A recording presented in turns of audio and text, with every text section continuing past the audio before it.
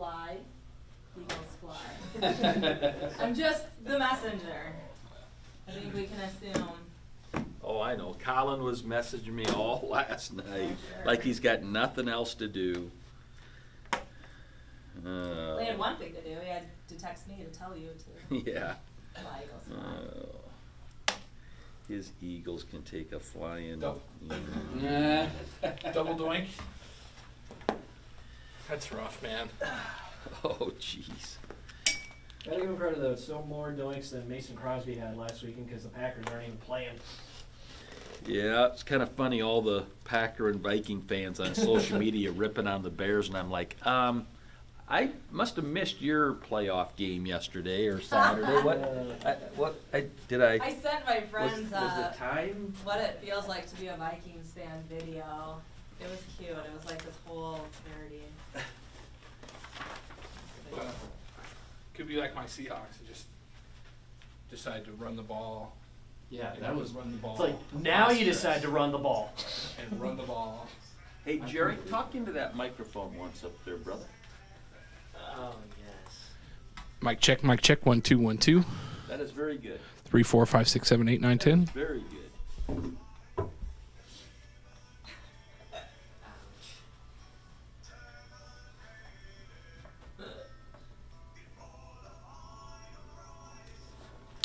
So fucking. Oh, was that from last year when? Or? I don't know. It must have been, yeah, because.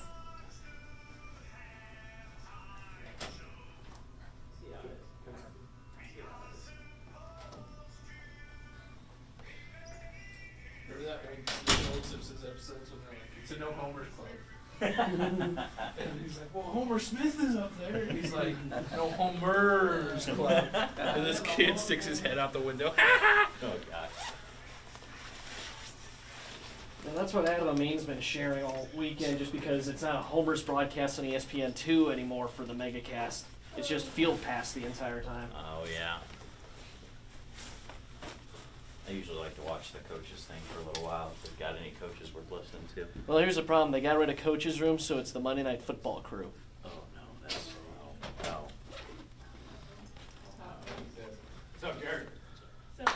My plan right now is I'm going to watch ESPN2 when it's Amin talking. And then when it's Levy talking, I'm going to flip to ESPN Classic where there's no announcer. Oh, yeah. I remember that one now. Yeah, the three I get on my TV package are just regular, Deuce, Classic. So again, standard broadcast, the Adam Amin broadcast, and the no broadcaster broadcast. That's not a bad trio to work for. What's the Adam Amin broadcast?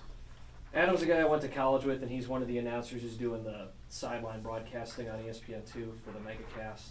Which in the past years, it was him and Tessitore doing a Homers thing where they'd each have a sideline and do a broadcast kind of more towards that fan base, but kind of share it.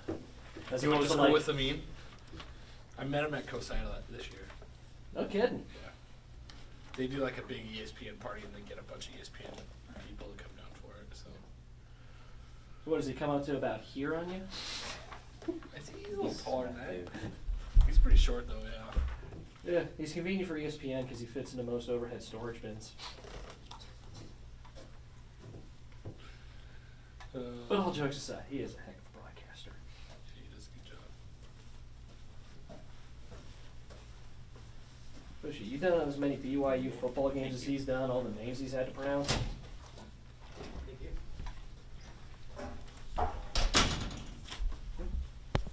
Thanks, Jeremy. Hi, gang. Go. Hey, Coach. Let's rock and roll. I got a bunch of stuff to do at the station, then about, I want to get out by 2:30 or 3 if I can. What are you doing? Hey, Hey, how are you doing? I'm doing. I thought I saw the bus getting ready to left. Pretty soon. For the record, I don't feel sorry for Cody Park. Closed down the club dub. Yeah, he did. Get checked. He closed it down early, didn't he? Last call, Club Dub, says Cody Park. Anyone else see the mascot in the background? Oh, yeah. that was cool. Yeah. I'd have done the same thing if I had his job. Those ones would be great if the head falls off. would actually, He just it would be more fitting. He takes off and punts it. Yeah. Hits the crossbar, triple doink. Spanish, what are you doing? Put that back on. You're traumatizing these kids. You have to admit, I don't think a kicker's ever hit that many goalposts in a season. No, so we're breaking records. Yeah. It's a lot harder to hit a goalpost than it is to make a I field agree. goal, so Yeah, I mean, you can make a case that should be worth 4 points. I think so. This is really close. Give him a curse, please. Get it over. All right. Welcome to the weekly press conference. A couple things. Sunday, we do have 2 games, but it's not considered a double header. We're going to clear the building and then do re-enter for the men's game. So the women tip off at 11:30. The men are at 3. We're going to start off the press conference with Coach Jake. Coming off a split weekend to open up, picked up a road win against Bradley, and then fell at home to Southern Illinois. They're back on the road, actually leaving right after the press conference. Take on Illinois State before returning home for that Sunday afternoon game against Drake. Coach? Thanks, Derek. I don't think I've mentioned it yet. Our fall GPA for the guys was 3.09. It gives us another semester at or above 3.0, or just right there. I think that's been 17 of the last 17 semesters. Most of them have been at 3.0 or higher. There's been a handful of them that have been just below a 3.0. I don't think we've had one lower than 2.75 or right at 2.8. So it's the guys have continued to do a very good job in the classroom. That 3.09 for this fall was was great to see. With that, I would take your questions about Illinois State or our stuff, what we got going. What do you anticipate on seeing out of Illinois State on Tuesday? A team that obviously shot it very well at their place a year ago, and Yarborough, Yeah. one of the top players in the league, has been kind of inconsistent. But when he has it going, it seems like his skill set's pretty impressive there. Yeah, and he's off to a good start in the two league games, and he played well in a number of the non-conference games as well. But he's played good basketball in here recently. When you look at Yarborough and Evans and Fain, you're talking about 3 guys that are 3 of the top 10 or so guys in our league. Those 3 guys can really play, and they've got experience. And when they're on the floor together a lot, you've got a lot to deal with the 3 of them. And Yarborough's got so much versatility. That's what's made him one of the better players in our league. Is it isn't just about scoring with him. He's very capable of getting to 20. He could do that on any given night. But you look at his rebounding numbers, you look at his assist numbers. He does so many things. With the basketball in his hands, he puts a lot of pressure on your defense because it's more than just scoring, just taking shots. And they've like I said, he's terrific, as we know. Those 3 guys as seniors, what they've done already and how they've played.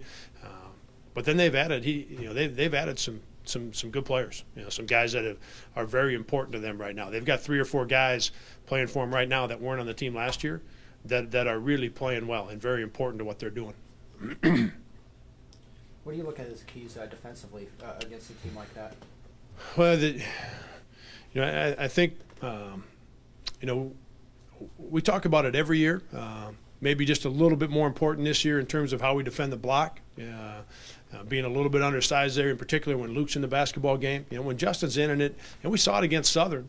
Justin did a good job of keeping Pippen farther away from the basket when he caught it.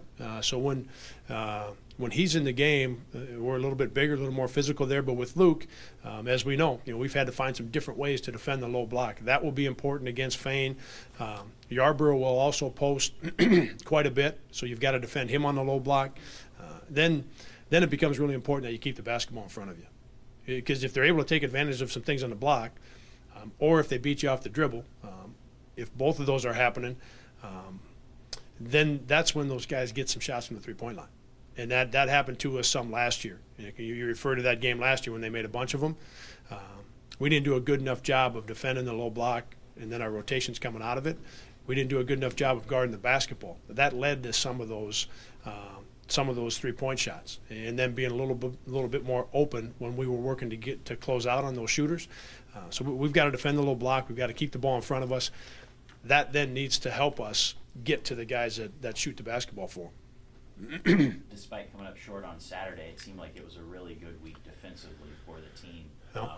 What are a couple things that you think, or a couple things that stuck out about what they were able to get done in putting together a couple good defensive? Well, the first thing is we played harder. I think a couple things. I think guys settled in a little bit more in terms of two things: what their role is on our team, but then also just being able to step on the court and have made the decision that you're going to make some things happen at both ends of the floor. We saw some guys that were more aggressive at the offensive end of the floor.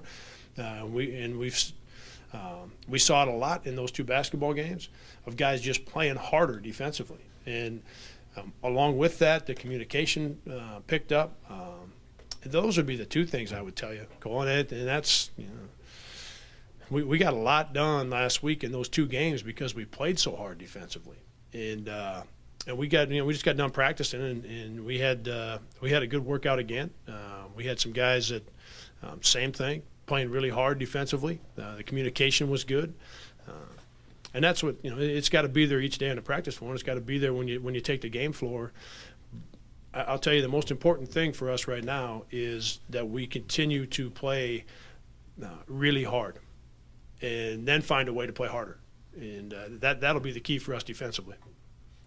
What's the latest on B. Goldman, and it's official now on Austin Fife redshirting? Yeah, Austin will not play. Yep, and then we'll put in for that red shirt, and that'll get decided in the spring. Yeah, but yeah, he will not see action. Big Ed, I don't know how long it's going to be. He's got that lower leg injury, and we'll just have to see how it responds. Is what I'm being told.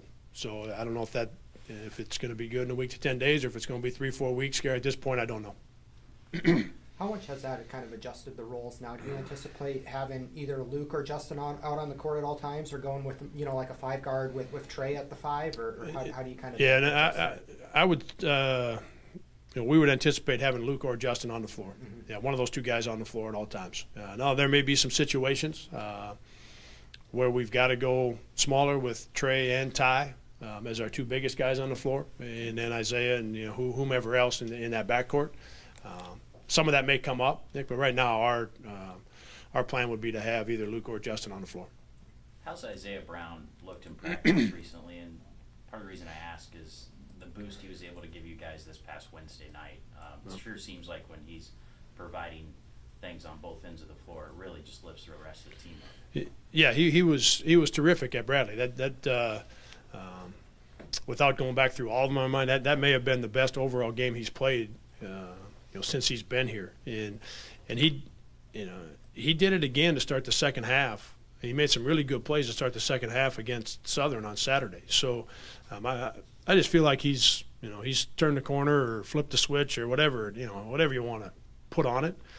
That happened for him, and it was something that he had to make a decision that he was going to go out and make some plays, because he's, I've told him he's a really good basketball player, and we were at the point where he needed to decide that he was going to go out and have an impact on the game, and not wait for the game to continue to come his way. That he was going to go out and make plays at both ends, and he did that last week for us. And I think he's turned that corner. I expect that we will see that again on Tuesday.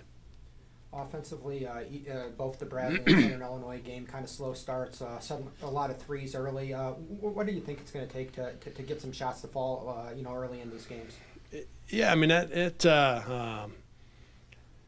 going back through both of those, Nick, I tell you, the possessions were good possessions. That's in some ways the hard or tricky part, and in other ways not.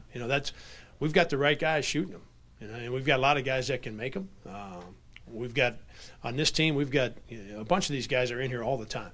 They're in here shooting shots. And we had a couple guys in here Sunday morning on their own, on what was a day off for us. There's guys in here again this morning before we practiced at 10. So they're doing all the right things. and they can really, we got guys that can really shoot the basketball. If we were having possessions that weren't good possessions, and we were having to take shots where we're dribbling around trying to get a shot off, early in the game, we've had some very good possessions, and most of those shots have been catch and shoot type shots, and they've been by the guys and we've got a lot of them, so multiple guys that we're comfortable with taking those shots early in the basketball game. There's been second half, against Southern, against Bradley we were pretty good, but against Southern that last 8 to 10 minutes, things got slowed down a little bit, and so there's some areas in the game where we've got to continue to move, and with the basketball we've got to have guys that are continuing to move and do some things. But in terms of the way we started and the possessions that we're having and the shots that we're getting, Nick, they're really good for this team. They're really good for this team. What have you seen out of Illinois State defensively in their 2 conference games? They're only giving up 52 points in their first 2, and they were giving up 74, almost 75 in their non-conference games. What did they do different? Yeah, I don't. I don't know that they've done a whole lot different. Now, Chastain is playing 30 minutes a game in the 2 conference games. He wasn't playing as much in the non-conference games, and it looks like they like him in that lineup from a defensive standpoint, from a rebounding standpoint. He does a good job of moving the basketball for him, so that may be part of it there. And they've got good, Evans is a really good on-ball defender and a really good defender, period. And then after that, they've got good size. With Copeland, Chastain, Yarborough, Fain, those guys are 6'4" to 6'8", and can move and really cover ground. So it's a very good defensive team. And this may be a little bit of a switch in terms of how much Chastain is playing and what he brings to him in terms of, defensively, he's on the floor, he's taking charges, he's rebounding the basketball. So that may be part of it. The second conference game this week against Drake, Coach DeVries, a guy with local connections here to UNI and such. What have you made out of what he was able to do during the non-conference with that rebuilt roster, and how much has that team kind of changed now without Norton? Yeah, I haven't watched him much, so the second part of it, not really able to answer. In terms of what Darren has done, in a short time, he's done a terrific job. I've talked about it some with the recruiting that they did in the spring and the way that they refilled that roster and built that thing in the spring was impressive. And those guys are good players, as they showed in November and December. And without having watched a lot of their games yet, just knowing what Norton, the kind of player that he is. That's a tough one when it's your point guard and it's a guy that's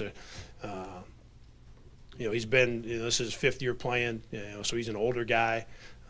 So that, that's going to have an impact on their team. Now, I followed the score enough that they got off to a great start against Loyola and made shots and got up 16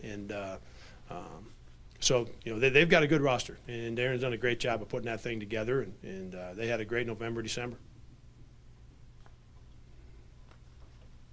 Good. All right, thanks. Coach, just drums. Yep. Move on to Coach Schwab. They picked back up with Big 12 action this week. They are on the road at South Dakota State before going to a non-conference duel against Nebraska. Coach? Let's see.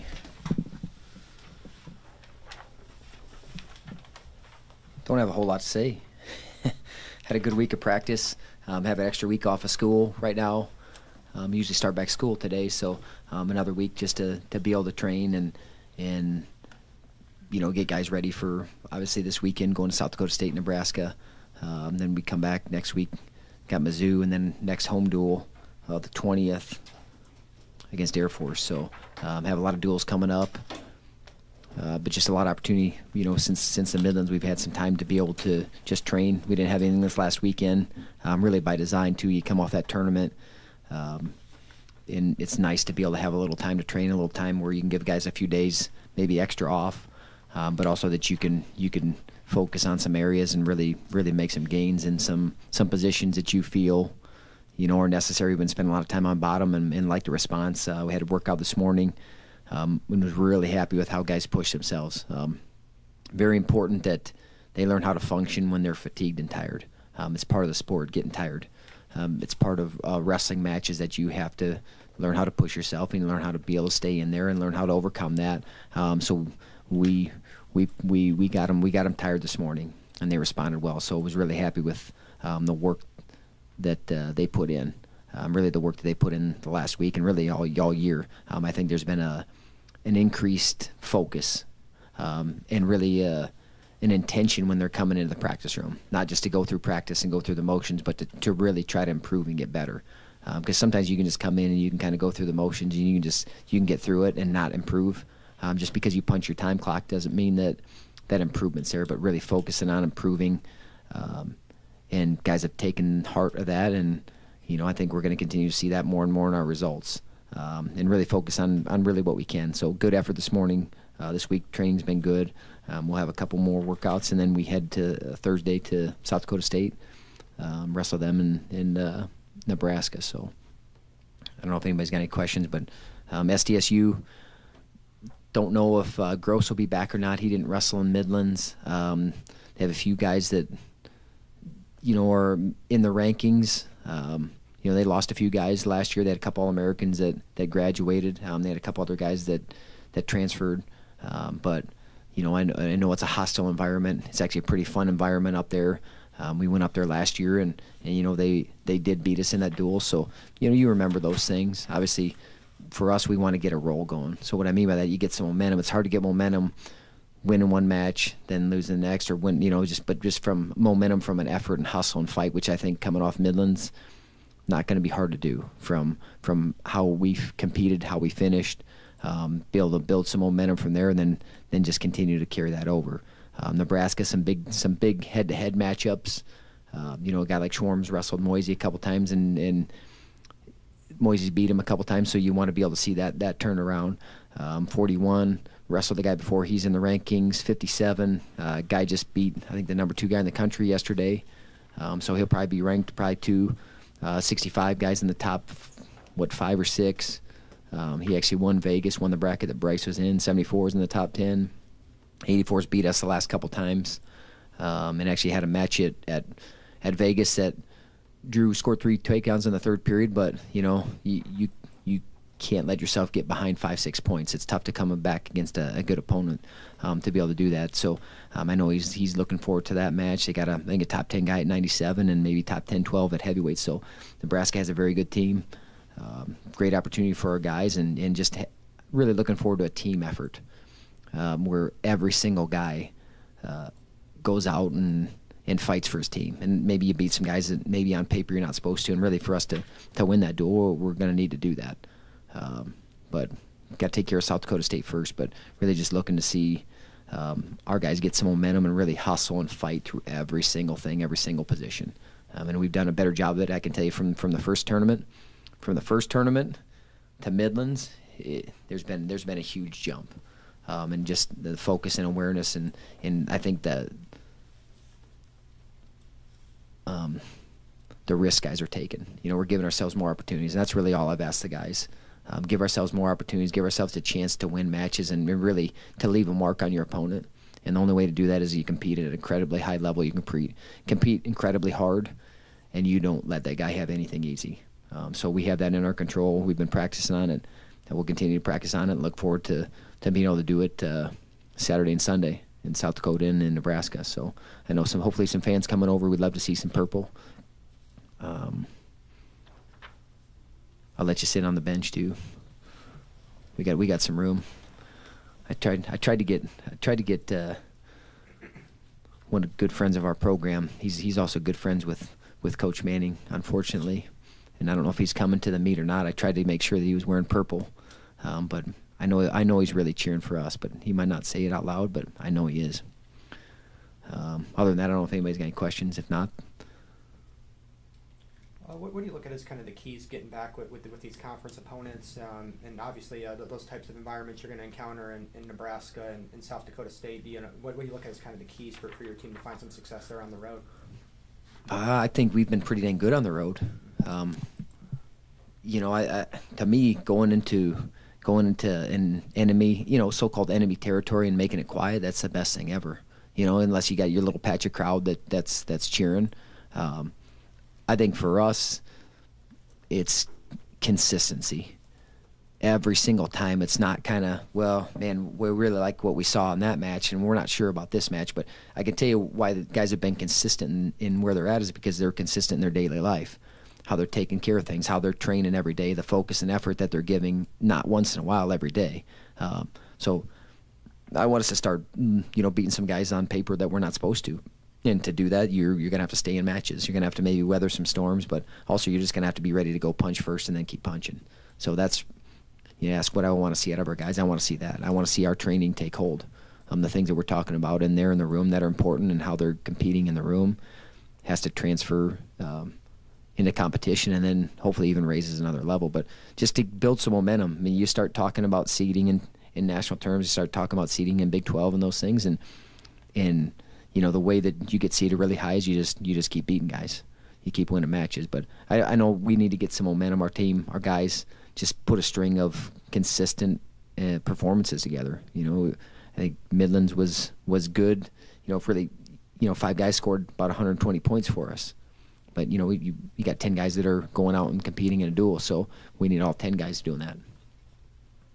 How good a measuring stick is this for you? Is this another good one with back-to-back really quality opponents, and you're traveling back-to-back days? Yeah, I think we've done multiple back-to-back already. With when we went out east, we went back-to-back days. Vegas, we went back-to-back days. The Midlands, we went back-to-back days. I think that's important just because you go to a national tournament, you have to go back. You obviously have to go back to back to back. You got to go 3 days.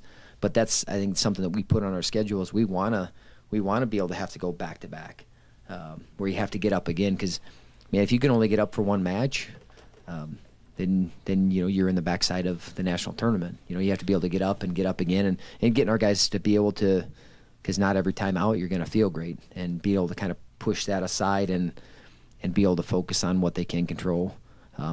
Nebraska's got a good team. I mean, they do.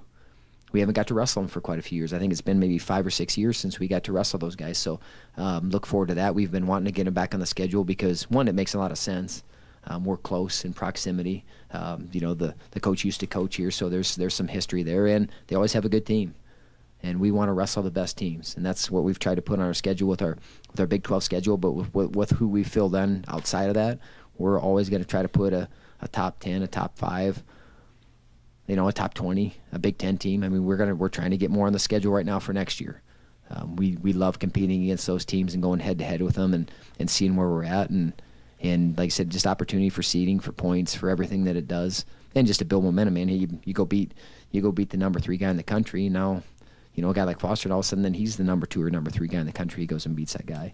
So I don't know about measuring. I think you're measuring yourself every day, but I like wrestling Big 10 teams. It's good. It's good for us. It's good for our guys because that's kind of where we want to measure ourselves against.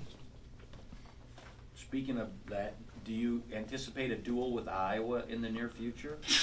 I would say no. I don't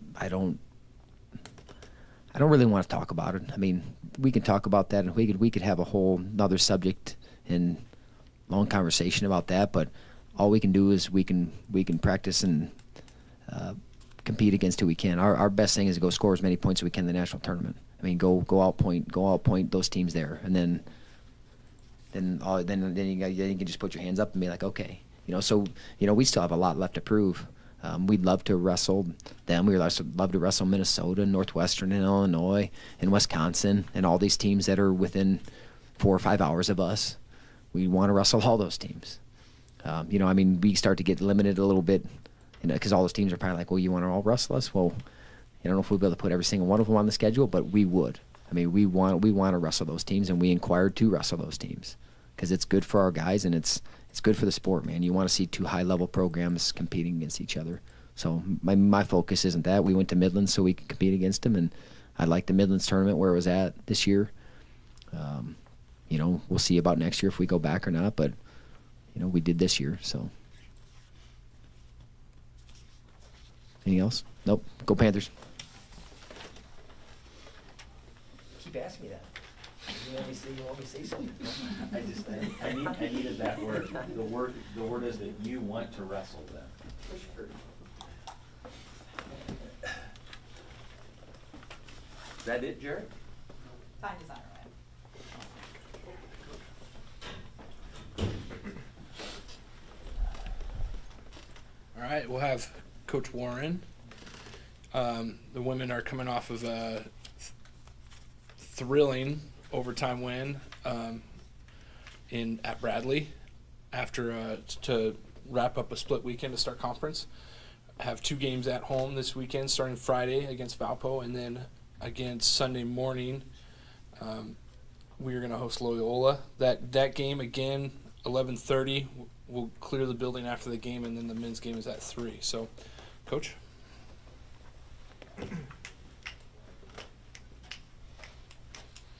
Good weekend. It was a battle, as I said, Valley play would be. To be honest, I thought we played pretty well for a majority of the game on Friday. And then probably the last 4 minutes, I think Illinois State took a page out of our book. I thought they outworked us. I thought they out-executed us. And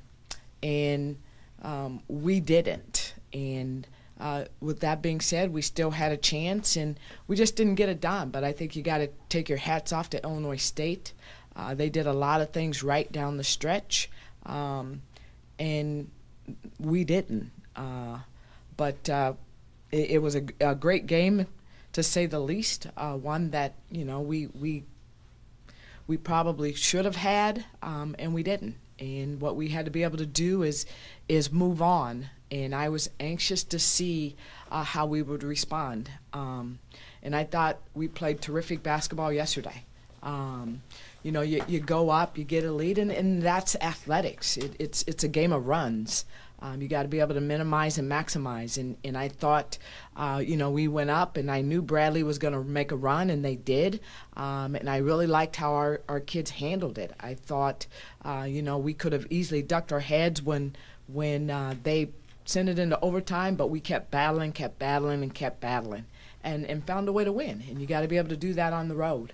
Our goal, you want to get 2, but our goal is to always get a split, and we was able to do that. I thought we got some good productivity out of our bench this weekend. I thought Cynthia Wolf was very good against Illinois State, and I thought Cam Finley was very good yesterday. We're going to continue to need that. I thought Michaela Morgan was fantastic the second half. We're going to continue to need those types of productivity, especially off of our bench. But I tell you, I liked how this team battled. It's good to be home. We're excited to be home. It feels like we haven't been in the McLeod for a long time. Obviously, we're off today. We got to get some nagging injuries taken care of and get some rest, and then we'll get back to work tomorrow on a lot of us, and then obviously on Valpo and Loyola, and both teams are much improved. Valpo has a new coach, a new system, and Loyola, I think she's done a terrific job. A lot of those kids are this is their 3rd year being together. You see the improvement in what they've been able to do in the non-conference. And as I've said many, many times, and I will continue to say, there's no such thing as a gimme. You got to be ready to play, and we will be ready to play this weekend. Any questions? Coach, what are your thoughts on what you saw out of Cam Finley there? I know she didn't play against Illinois State and then comes out and has a great game for you against Bradley. This is what I thought Cam would be able to bring to us. I really thought in the non-conference, Cam was forcing some things, and I think at this level, especially as a freshman, you have to allow the game to come to you and be confident in doing that. And if you were, I watched it live, it was 2 different people in the fact that she was so confident in just allowing the game to come to her. And it started on the defensive end for Cam. She was disruptive. She was confident in what she was doing and how she was doing it. And offensively, she just flowed. She allowed the game to come to her. She took what defense gave her, and she continued to knock down shots in a variety of ways. And when we recruited Cam, that's what we saw in Cam. And she's very capable of doing that on both ends of the floor for us. Cynthia seems like it's been really efficient and probably one of your better scores as far as points per minute. What's going to be the next step for her now? Well, she's got to continue to understand the physicality of the game, especially in boxing out and rebounding. She's going to continue to be able to give us good minutes. She shoots the three very well, but she just has to continue to understand the physicality of the game on both sides of the basketball. But CJ runs well. Her hands have to get a little bit better, and it's something that she is working on. Extremely coachable. If she can stay healthy, she's going to continue to progress and give us great minutes. But as she progresses, this team will progress consistently because of what she's able to do offensively. Along those lines, I know out-rebounded by an average of 5 through the first 2 conference games. Obviously, you're missing a big piece that was a part of that. What are going to be the keys on the boards going forward? Well, we have to box out, and it's got to be everybody. You know, you said it. We lost an extremely important piece on both sides with losing Megan, but we still have to be able to box out. Where our guards have to be able to do a little bit more in terms of rebounding for us. But it comes down to will. Boxing out is not, rebounding is not necessarily a skill as much as it is a will and I want to. And we have to get that will and I want to consistently. It's not easy. We know that, but we got to get back to doing the little things, and it's across the board. All 5 kids have to box out and rebound. How happy were you with how this team shot the ball at the free throw line this past weekend? You know, it's interesting, and that's a great point. I think we shot 6 in the Illinois State game, 6 of 7, and to come back and shoot 27 of 30 the next time out, and I believe we were 6 for 6 at halftime. So to get to the free throw line as well as we did and as consistent as we did in the second half and in overtime of that game obviously was an important part and an important piece of why we won that basketball game. But I liked our aggressiveness, and that's something that we have to continue to do. This team is capable of getting to the free throw line. We have good free throw shooters. We have to make that a priority. Any other questions? Thank you. All right, just reminders, schedules.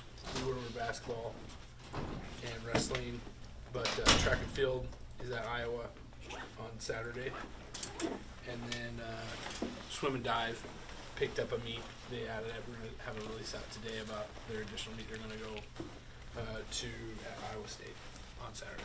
So, I'm sure you're really excited about it.